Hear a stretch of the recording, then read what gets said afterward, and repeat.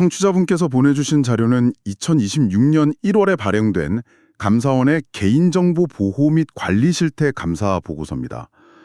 사실 내 정보 또 유출됐다 이런 뉴스 이제는 뭐랄까 너무 익숙해서 무뎌질 지경이잖아요.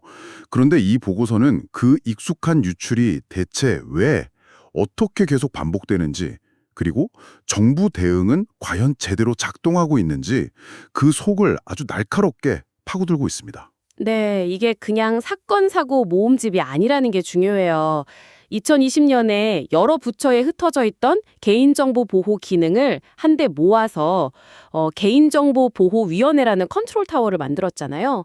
아주 야심차게 출범했는데 이 보고서는 바로 그 컨트롤 타워가 지난 몇 년간 일을 잘 해왔는지를 국가기관인 감사원이 공식적으로 처음 종합점검한 문서라는 점에서 의미가 아주 깊죠. 그러니까 우리가 당신들 지켜주겠다고 나선 조직이 정말 우리를 잘 지켜주고 있는지 일종의 성적표를 받아본 셈이네요. 그럼 이 성적표를 통해서 우리 모두의 정보가 어떻게 관리되고 있는지 그리고 더 중요한 건 어디에 구멍이 뚫려 있는지 지금부터 하나씩 파헤쳐 보겠습니다. 보고서를 딱 펼치자마자 정말 압도적인 숫자가 하나 눈에 들어오더라고요. 2021년부터 2024년까지 유출된 개인정보가 약 3,900만 건인데 이 중에서 무려 90.5%가 해킹 때문이었어요. 약 3,500만 건. 거의 대부분이 해킹으로 그냥 털렸다는 거잖아요. 맞아요. 그 수치가 말해주는 진짜 무서운 사실은 뭐랄까 지난 몇 년간 정부의 개인정보 보호 대책이 완전히 헛다리를 짚고 있었을 수 있다는 겁니다. 비유하자면 도둑 10명 중에 9명이 대문으로 쳐들어오고 있는데 우리는 혹시나 하고 창문 단속하는 데만 온 신경을 쓰고 있었던 셈이죠. 와, 그 비유가 정말 확 와닿네요. 유출 원인이 한두 가지가 아닐 텐데 90% 이상이 한 곳에 집중되어 있다는 건 정말 심각한데요. 그렇죠. 사고가 난 기관 순으로만 보면 해킹이 전체의 한 45% 정도 되거든요. 그런데 유출된 정보의 양으로 보면 다른 모든 원인, 예를 들어 직원의 실수나 내부자 유출 같은 것들을 다 합친 것보다도 비교가 안 될 정도로 많다는 뜻이에요. 즉, 해킹은 한 번 뚫리면 그냥 수십, 수백만 건 단위로 한 번에 털려 나간다는 거죠. 이게 또 민간 기업만의 이야기가 아니라는 게 더 큰 문제인 것 같아요. 보고서를 보니까 감사원이 특별히 집중관리 시스템이라고 해서 123개 공공 시스템을 콕 집어서 관리하고 있었다고요? 네, 맞습니다. 국민들의 아주 민감한 정보를 대량으로 보유하고 있어서 한번 유출되면 사회적 파급 효과가 어마어마한 그런 핵심 시스템들이죠. 당연히 개인정보 위에서도 이 시스템들만큼은 유출 방지 대책을 더 철저히 하겠다고 공언했었고요. 바로 그 지점에서 이 보고서에 어떻게 보면 하이라이트가 등장합니다. 감사원이 이 123개 중에서 6개를 무작위로 골라서 화이트 해커 같은 외부 전문가들을 동원해서 모의 해킹을 시도했다는 대목이에요. 일종의 불시 점검, 스트레스 테스트를 한 거죠. 그리고 그 결과는 정말 참담했습니다. 테스트한 6개 시스템 모두에서 외부 해킹으로 개인정보를 빼내는데 성공했습니다. 보고서의 표현을 그대로 빌리자면 대상 시스템 모두에서 심각한 보안 취약점이 발견됐고 그걸 이용해서 관리자 권한을 탈취하거나 개인정보를 유출시킬 수 있었다는 겁니다. 잠시만요. 6개 중에 6개 전부요? 단 하나도 못 막았다는 건가요? 네, 전부요. 이건 그냥 취약점이 좀 발견됐다 이런 수준이 아니라 사실상 대문이 활짝 열려 있었다 이런 얘기잖아요. 믿기지가 않는데요. 말 그대로 100점 100패였던 셈이죠. 이게 바로 이 보고서가 지적하는 가장 구조적인 문제입니다. 개인정보위의 관리 대책이 현실과 동떨어져 있었다는 거예요. 보고서에 따르면 개인정보위는 그동안 주로 내부 통제 강화에 집중해왔어요. 예를 들어 퇴직한 직원 계정을 바로바로 삭제한다거나 업무에 필요한 정보에는 접근하지 못하게 권한을 최소한으로 부여한 방식이었죠. 그건 좀 이해가 가기도 해요. 신당역 스토킹 살인 사건이나 송파 살인 사건처럼 내부 직원이 시스템에 접속해서 개인정보를 빼내서 끔찍한 범죄에 악용한 사건들이 사회적으로 워낙 큰 충격을 줬으니까요. 여론의 관심이 그쪽으로 쏠렸던 건 사실이죠. 맞습니다. 그런 내부자 범죄가 주는 사회적 충격이 워낙 컸기 때문에 대중의 공분을 산 사건에 집중하다 보니 우선순위에서 좀 실수가 있었을 수 있습니다. 하지만 결과적으로 전체 유출량의 90% 이상을 차지하는 외부 해킹에 대비한 시스템 자체의 기술적 취약점 점검, 같은 이런 근본적인 대책은 매우 미흡했던 겁니다. 집안 식구 단속은 철저히 하면서 정작 외부의 전문 터리범들의 막을 현관문과 담벼락은 허술하게 방치해둔 거죠.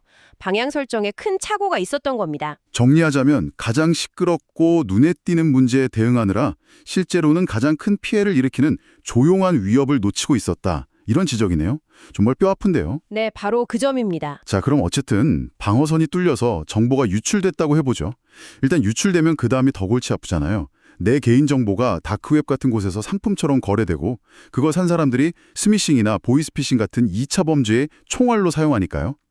그래서 정보가 털린 내 정보 찾기라는 서비스를 운영하고 있는 걸로 아는데 저도 이거 써봤거든요. 네, 내 이메일 주소를 입력하면 그 이메일과 연계된 계정 정보, 그러니까 아이디나 비밀번호가 인터넷 어딘가에서 유출된 이력이 있는지 확인해주는 서비스죠.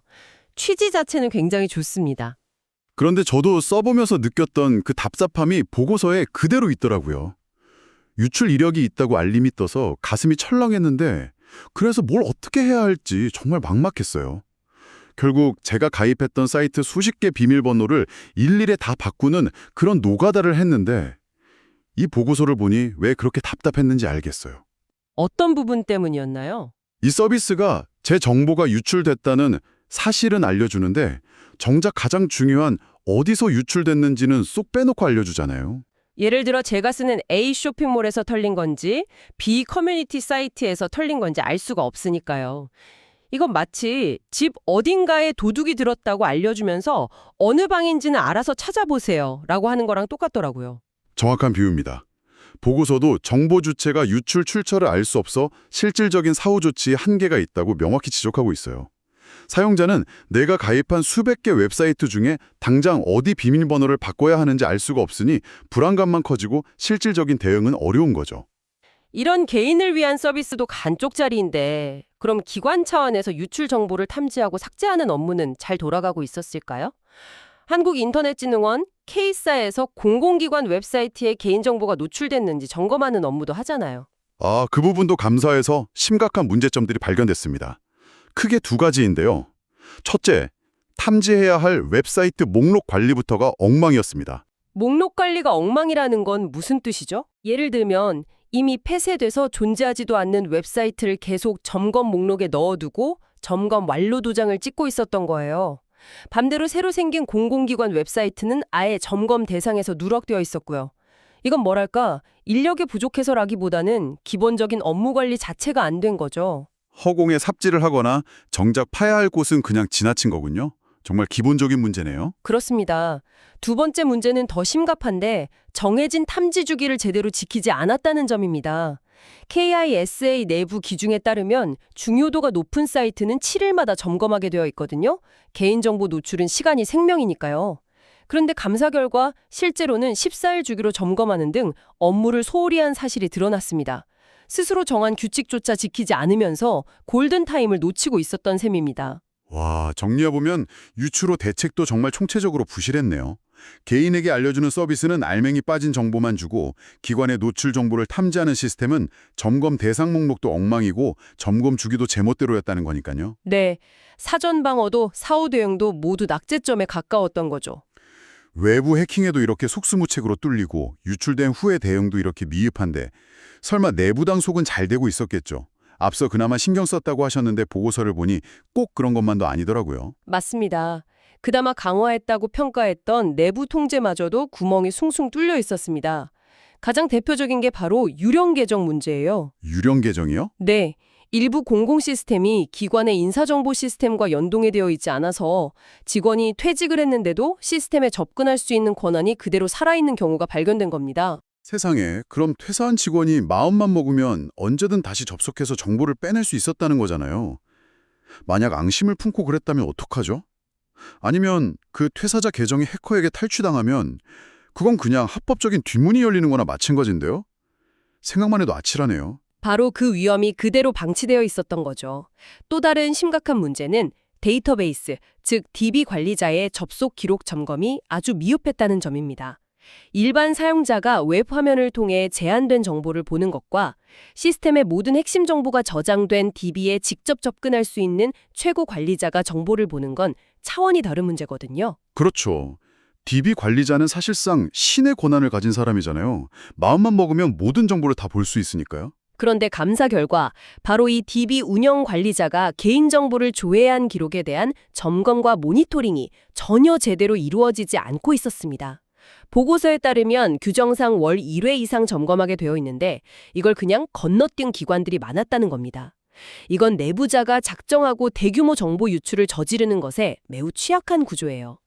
밖에서 오는 공격도 못 막고 있는데 안에서 가장 중요한 문을 열어줄 수 있는 사람에 대한 감시마저 소홀했던 거죠. 오늘 이 감사 보고서를 쭉 훑어보니 이게 단순히 몇몇 기관의 실수를 지적하는 걸 넘어서는 것 같아요. 2020년에 정말 큰 기대를 받으며 출범했던 개인정보 보호 컨트롤 타워의 그 민낯을 보여주는 느낌입니다. 정리해보면 가장 큰 위협인 외부 해킹에는 속수무책이고 유출된 후의 대응 서비스는 반쪽짜리에 불과하고 그나마 신경 썼다는 내부 관리 시스템마저도 유령 계정이나 관리자 감독 같은 치명적인 구멍에 뚫려 있었던 거네요. 이 보고서가 우리에게 던지는 메시지는 아주 명확하다고 봅니다.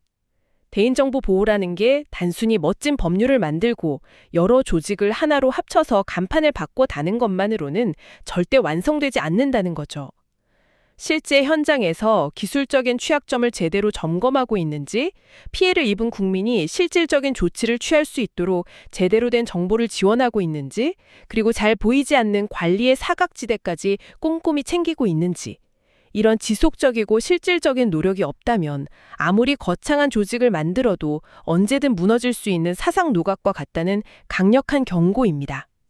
청취자분께서는 오늘 내용을 어떻게 들으셨나요? 이 보고서는 2026년 1월에 나왔습니다.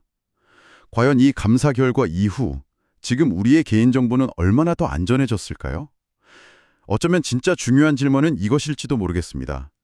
우리의 정보를 보호하기 위해 만들어진 그 시스템 자체는 과연 누가 어떻게 감시하고 있는가? 한 번쯤 깊이 생각해 보실 만한 질문인 것 같습니다.